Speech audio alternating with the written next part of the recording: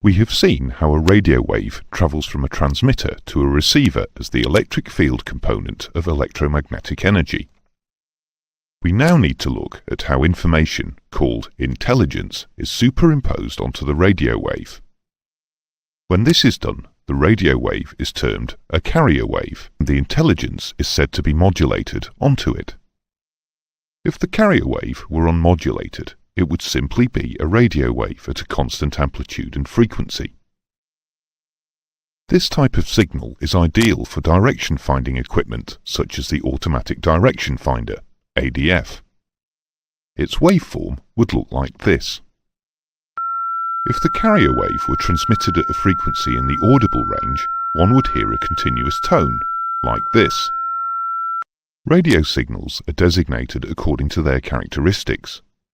The unmodulated carrier wave is designated N0N.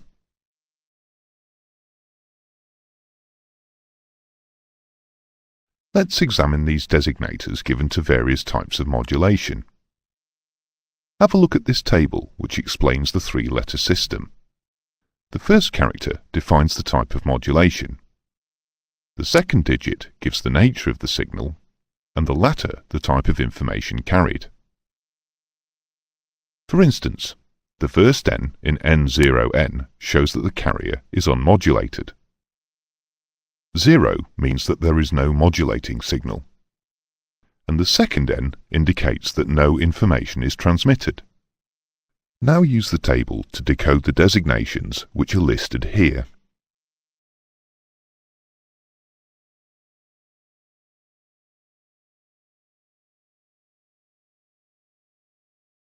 The simplest form of modulation is to switch the electric current on and off.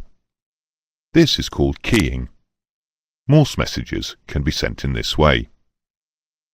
Keyed carrier waves are designated A1A, and they are used mostly for long-distance NDBs, as all of the transmitted power is in the carrier wave. More sophisticated intelligence can be superimposed upon a carrier wave by modulating either the amplitude of the carrier wave, AM, or modulating its frequency, FM. You will be familiar with the term AM radio.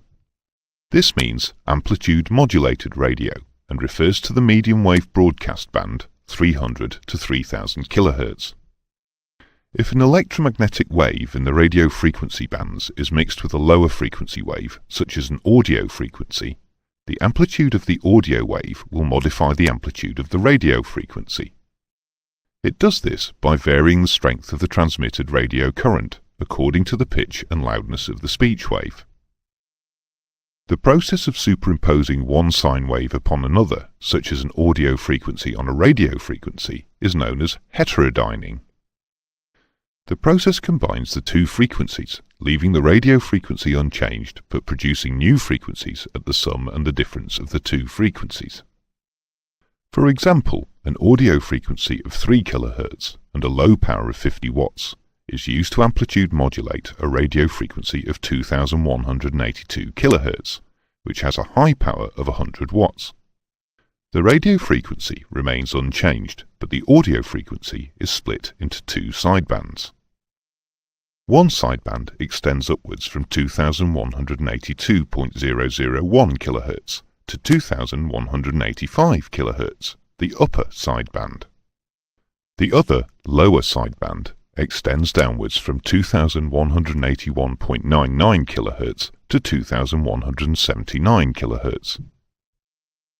The spread of frequencies is therefore from 2179 kHz to 2185 kHz, giving a bandwidth of 6 kHz, that is, double the audio frequency used. Where the modulating waveform is constant in amplitude and frequency, as we have just looked at, it is designated N0N, A2A or N0N A8W. The N0N refers to the continuous carrier wave, and the A2A relates to NDB ident transmissions, while the A8W relates to ILS ident transmissions. The human voice, however, varies in both amplitude, that is volume, and frequency, that is pitch. and so the modulating waveform is complex, and its effect on the carrier wave is shown here. Where the voice communication is in the HF band, the signal is designated J3E. If the signal is in the VHF band, it is designated A3E. The extent or depth of the modulation is measured as the ratio of the amplitude of the modulating waveform in volts to the amplitude of the carrier wave before modulation in volts, expressed as a percentage. Here's an example.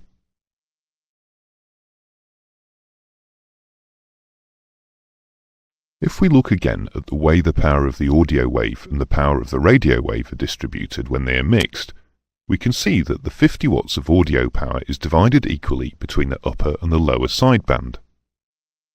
The power of the radio wave remains at 100 watts. The intelligence relayed on the modulating wave is the same in the upper sideband as it is in the lower sideband. Therefore, there is unwanted duplication.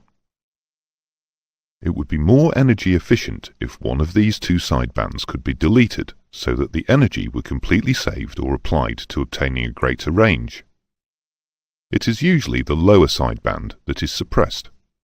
Similarly, the radio wave, having served its purpose to get the audio information into radio frequencies, is now redundant and should be either reduced or suppressed completely. In addition to the power saving, it is desirable to reduce the overall width of the transmission because sky waves are liable to distortion in the ionosphere. The narrower the width, the less the distortion and the better the signal-to-noise ratio. Because of the demand for radio frequencies in the MF and HF bands, there is an international limit upon bandwidth of 9 kHz in AM sound broadcasting. So, using narrowband transmissions increases the number of channels available.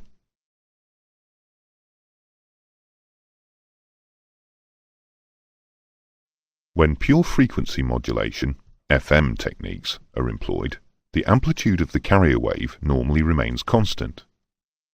This sine wave represents the information which is to be carried, in other words, the information to be modulated.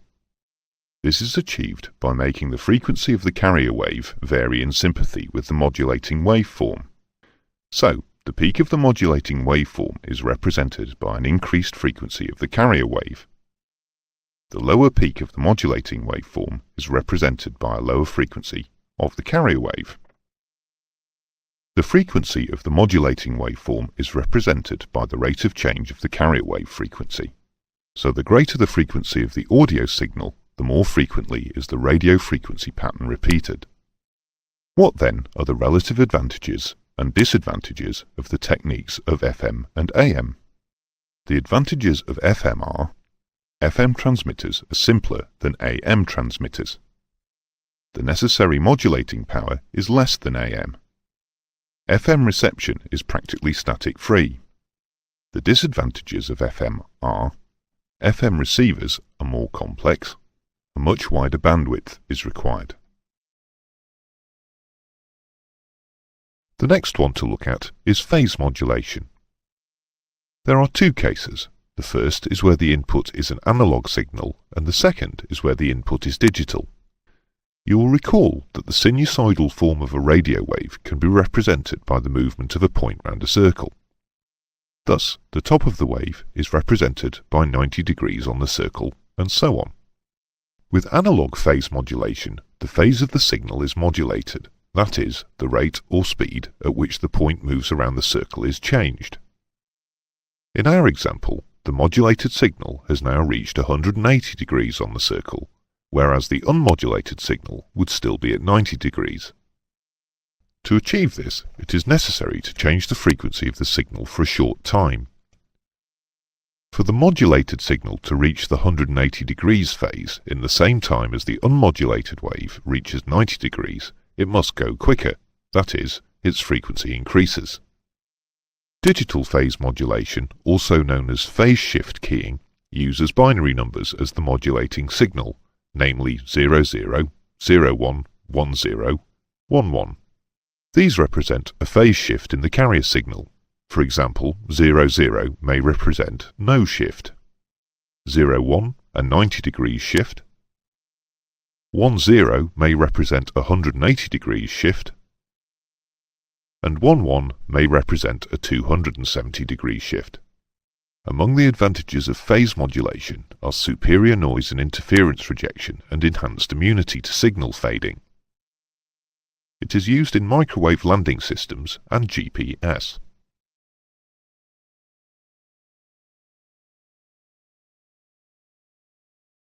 The last type of modulation is pulse modulation, which is used in radar and data link systems. It is similar in principle to the keyed carrier wave, but it differs in that the pulses are of a very short duration, typically 1 microsecond, whilst the period between pulses is relatively very long, typically 1 millisecond. We will look at radar emissions in greater detail in the lesson on radar.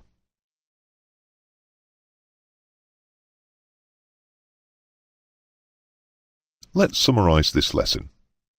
We said that information or intelligence has to be superimposed on the carrier wave. This process is called modulation. Firstly, we looked at the emission designators table so that when we mentioned the designator in discussing the type of modulation, it would mean something to us. We then looked at each type of modulation in turn. The first was simple keying. This is simply interrupting the carrier wave. This is used for Morse code. Next, we looked at amplitude modulation. The frequency and amplitude of the information signal is used to amplify the amplitude of the carrier wave. Single sideband is a technique used in AM. It saves on bandwidth. Next was frequency modulation. It greatly reduces interference from static, but it uses a wide bandwidth.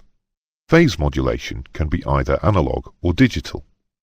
Phase modulation offers superior noise and interference rejection and enhanced immunity to signal fading. It is used in microwave landing systems and GPS. And finally, we look briefly at pulse modulation. This is used in radar and data link systems. That concludes this lesson on modulation. We will look at aerials or antennae next.